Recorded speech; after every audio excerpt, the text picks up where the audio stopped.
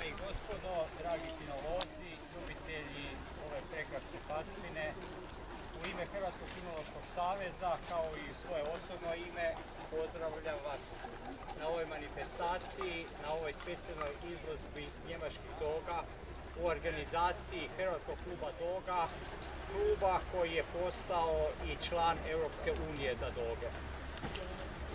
Nadam se i želim vam puno uspjeha na ovoj izložbi i isto tako se nadam da kad se vratite kući, da ne samo ova izložba, nego i ovaj lijepi grad Samobor, kao i lijepa naša vam ostane u jednom divnom sjećanju. Dajana, da vidimo šampiona.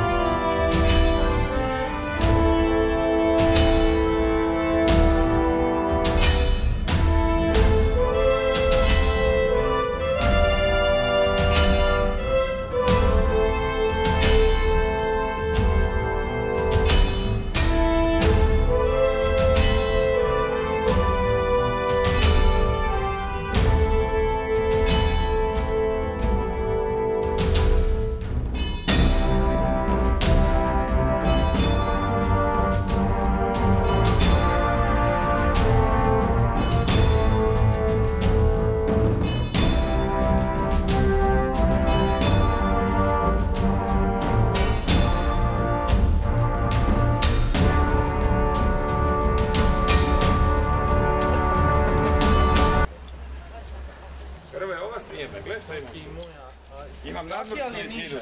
A? Da? 186 metara nad morem. Ovdje? Barometar ugrađen. To je Expedition Knife. Ozbiljno? Temperatura 34, hladno.